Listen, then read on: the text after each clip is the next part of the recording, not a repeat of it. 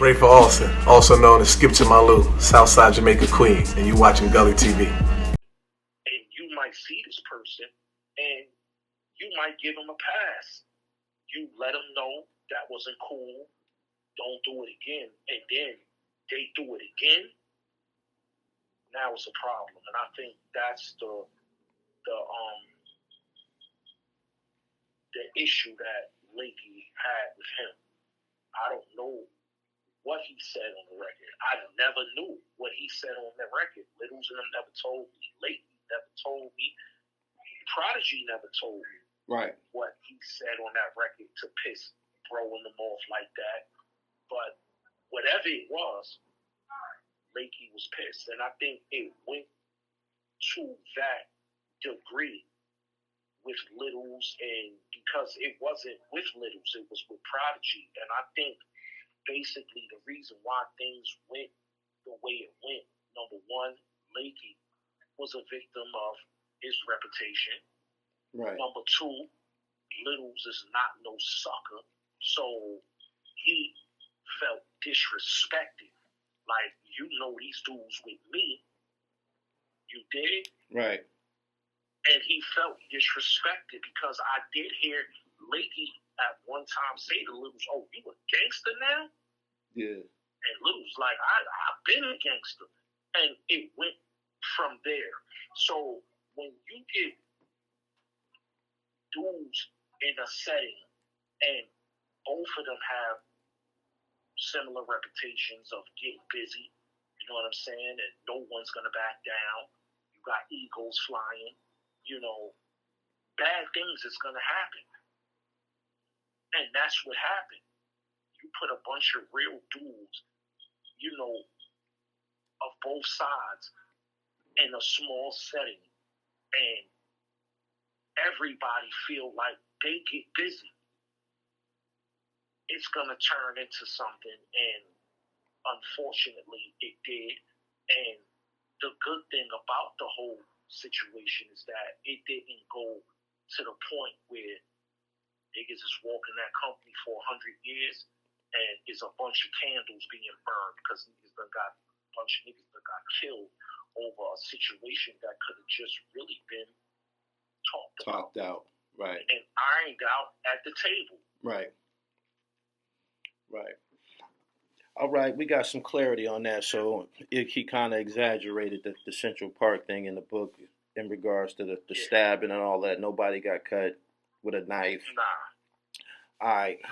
One of the last things I have to ask you, getting back to the Danny Diamonds DVD, there was a portion of the DVD when you kind of like displayed some like disgust when you was discussing Jay-Z's name. Did you have some type of acrimony or feelings about Jay-Z at a point in time? Yeah, at a point in time, you know,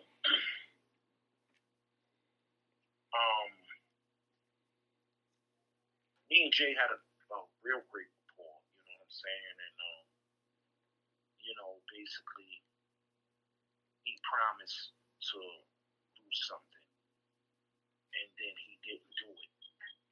And, you know, we stand on certain shit. So that's basically what it was. I was kind of in my feelings because he didn't keep his promise to me, you know. And that was pretty much it. I you know, a lot of things, like I said, I told you prior that I have a few projects that I'm working on. You know, we're going to revisit the Danny Diamonds project. Right. We're doing that all over with my man Porky from Virginia, you know.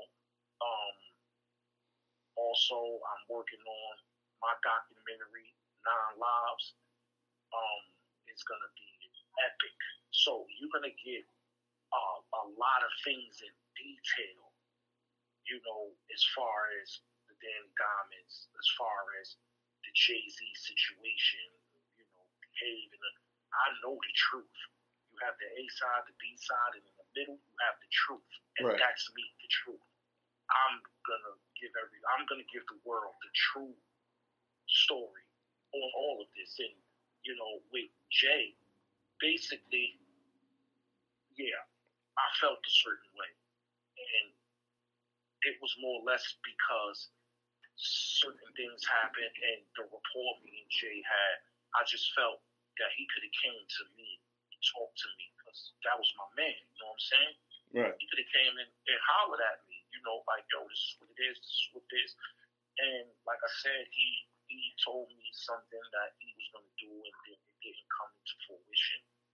You know, he didn't stand on it. And I was in my feelings. But then as time went on, I had to look at both sides. You know what I mean? I had to look at it from his point of view, from his view. And basically, I understood why he made the decisions that he made. You know, you got a lot of people bent out of shape about what Jay didn't do and what he's doing. You know what I mean? And the only thing I can honestly say about that is Jay did, you know, exactly what any one of us was going to do. And that was in the best interest for him and his family.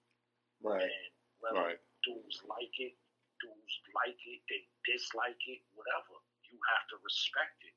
He did what he had to do for him and his, first and foremost.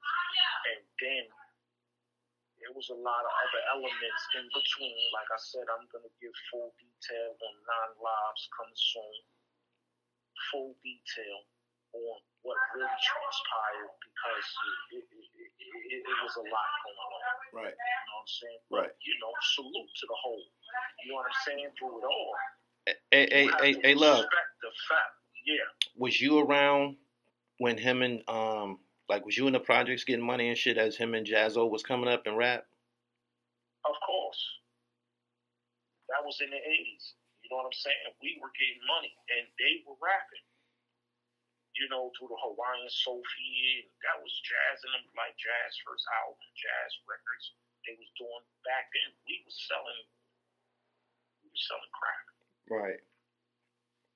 We was selling crack and slinging them hammers. But, you know, Jazzo always was a great artist. I feel that, you know, he should have got his flowers. Ben got his flowers. Jay, great artist.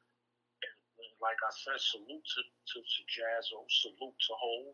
At the end of the day, you know, you got a lot of people that hate Jay and hate Jazz and hate this nigga. I don't hate nobody. You know what I'm saying? Those are like, you know, we all have like distant family that we don't see. We might not be in tune with, might have love for them, but they're just not around no more. You know what I'm saying? And it is what it is, and that's the case with them. Like, salute to the homies, man. And for the most part, dudes have to understand and respect the fact that Jay came from the same cloth he came from, and he's a billionaire right now. True story. You know what I'm saying? From the project. And yeah, exactly. And he don't have to. He don't have to do anything. He don't. You know what I'm saying? That's his. He worked for it. So, you know, salute to everyone. You know what I'm saying? On that side, you know, Jay, Emery. You know, Emery was a good fucking dude. That's my guy. You know, Tata, Beehive, all of them. You know, they doing what they got to do, and I wish them all the best on their whatever endeavors they on right now. Salute. Right. Love, I appreciate your time, man, and having the patience to run back through this with me, man. We had to make sure we got this shit right. In closing, man, you want to give some shout-outs to your comrades? Of course. First and foremost, I want to shout out the Almighty God, Lord, for giving me the opportunity to breathe, wake up every day, another year. You know, he gave me the chance to smack in the face of all the people that told me I wouldn't live to see 21. Well, we're decades later and I'm still here, y'all.